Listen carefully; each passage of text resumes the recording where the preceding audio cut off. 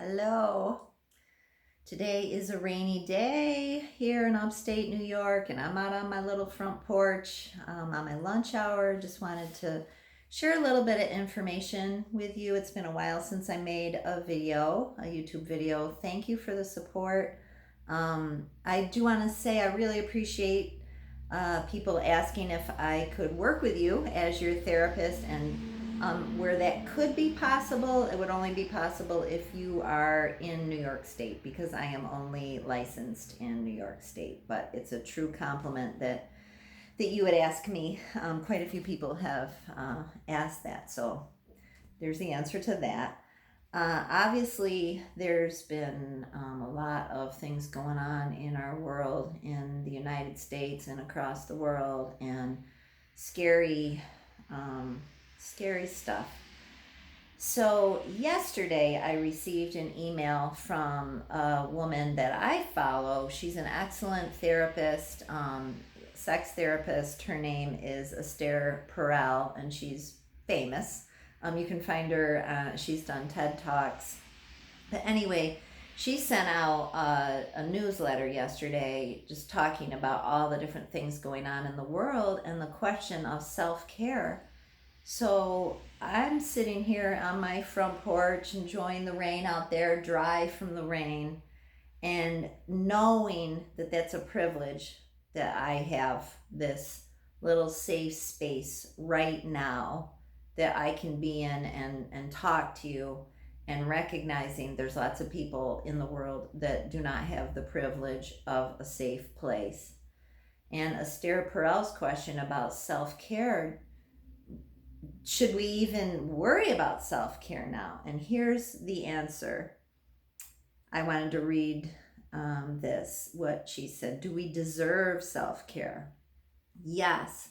It is a necessity during times like this. If you want to empower yourself to have the energy to help create a more just and safe world, do not deny yourself the right to feel and to self-soothe. And Audre Lorde said, caring for myself is not self-indulgent, it is self-preservation, and that is an act of political warfare. So I really liked her response, and it makes me kind of energized again to share with you on my YouTube channel here just a reminder of our nervous systems and stretching our windows of tolerance for not just the negative emotions, the positive emotions as well. And as I kind of alluded to earlier, we may feel guilt, even survivor's guilt, for feeling love, joy, pride, and calm.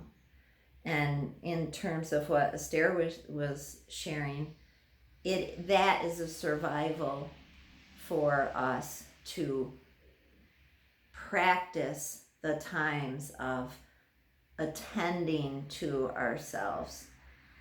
One of the best ways, I preach this all the time, is to be in nature, be outside, even if I'm not outside because it's really pouring out there right now, to see the greenery and see the milkweeds that I'm letting grow in my front garden here at the office, because I know monarchs will be arriving soon. In fact, I think I saw one the other day.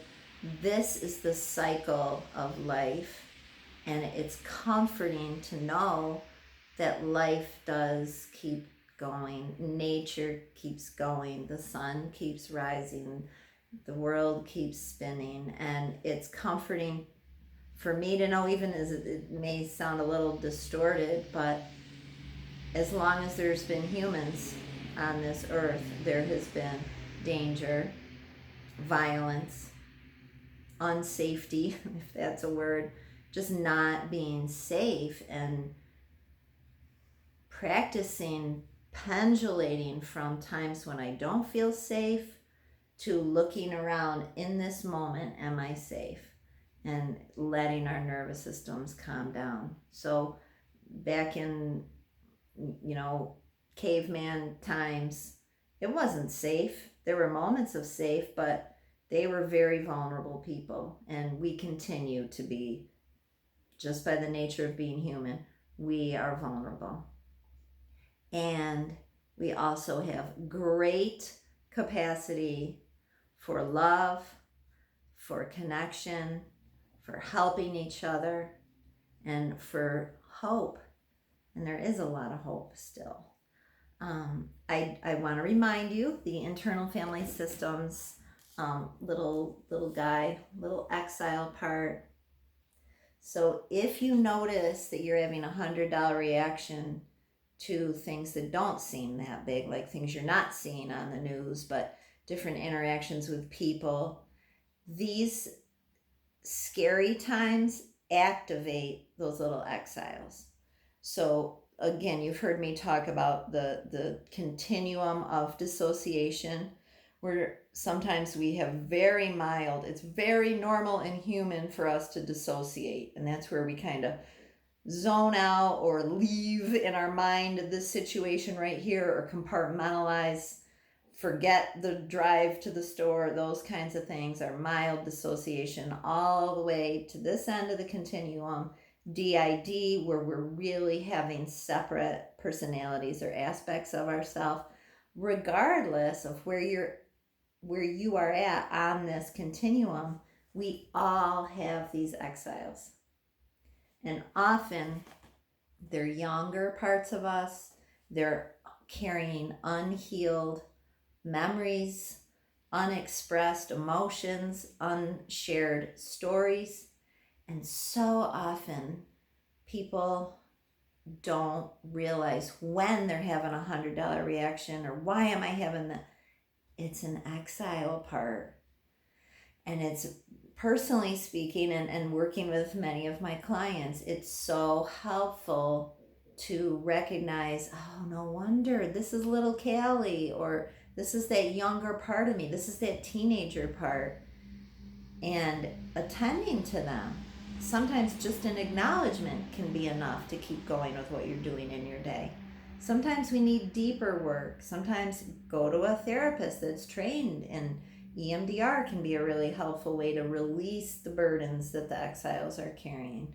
But even without being able to do that, just being present and kind to those little scared or mad or sad little exile parts can be a real comfort for the whole adult system.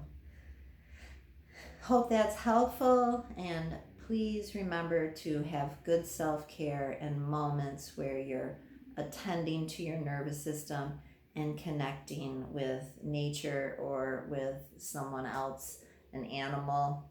Co-regulation, where we're joining with another person's nervous system with the hope of, let's calm down, or let's laugh, or let's join this shared experience without getting activated. Thanks for watching.